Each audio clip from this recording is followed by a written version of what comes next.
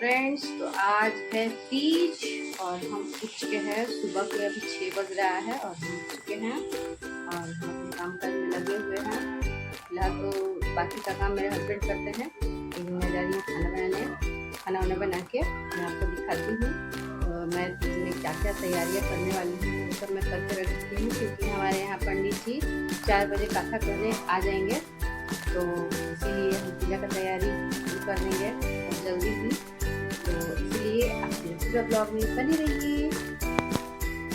तो फ्रेंड्स, यहाँ देख सकते हैं आप, मेरा पूजा का तैयारी हो चुका है ऑलमोस्ट। मतलब पंडित जी के आने से पहले मैं नहा धोआ के यहाँ पे साड़ी फटाफट से पहन रही थी, क्योंकि पंडित जी आ चुके थे। तो मैं फटाफट से साड़ी पहन के चूड़ी वूड़ी पहन के अब यहाँ पे मेरा चूड़ी वूड़ी पहन के रेडी हो गया। अब यहाँ पे मेरा लीपा पोती का काम शुरू हो गया है।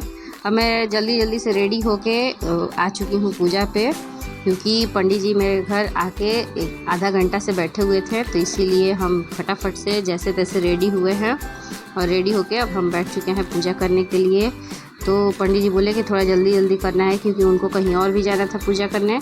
तो इसीलिए हम फटाफट से अपना तैयार होके चले आए।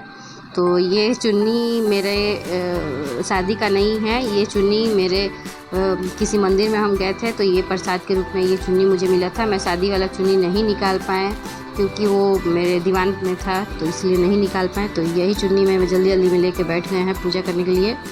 तो इसी के साथ अब मेरा पूजा शुरू हो चुका है।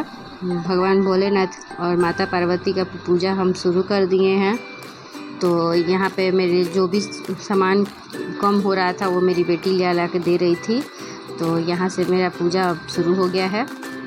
तो यहाँ मेरी बेटी सब पूजा का सामान ला के देते जा रही थी। ऑलमोस्ट हम कुछ ऐसा छोटा चीज़ था जो हम भूल चुके थे, तो वही लेके आ रही थी।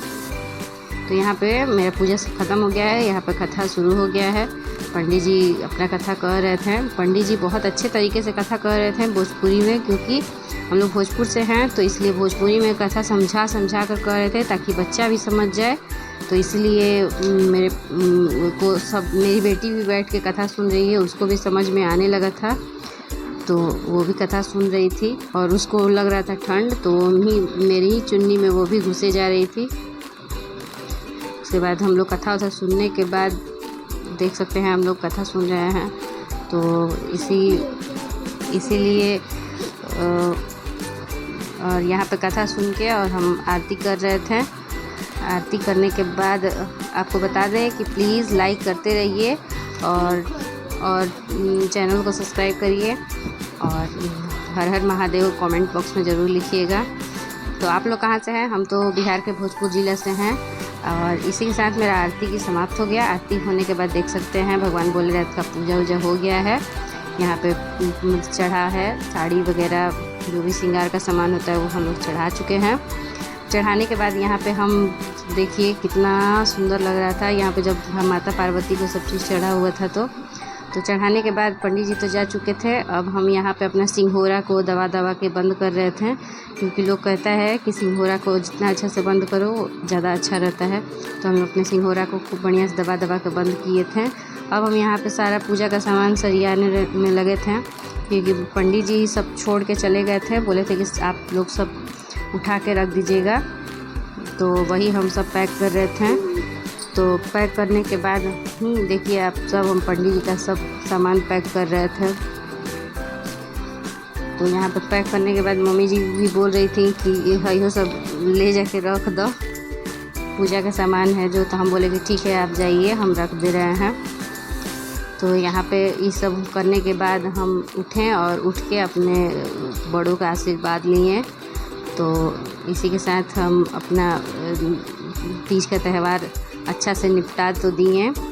तो इस समय मुझे प्यास बिल्कुल नहीं लगा था। तो अब हम उठ रहे थे।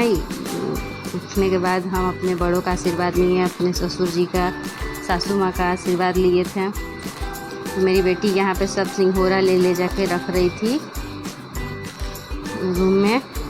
तो यहाँ पे देख सकते हैं हम पापा जी को पैर छू लिए थे, मम्मी जी का पैर छू रहे थे। और उसके बाद हम जा रहे थे अपने हस्बैंड के पास पैर छूने। वो किचन में कुछ काम कर रहे थे, तो उनको पैर छुआना अच्छा नहीं लगता है।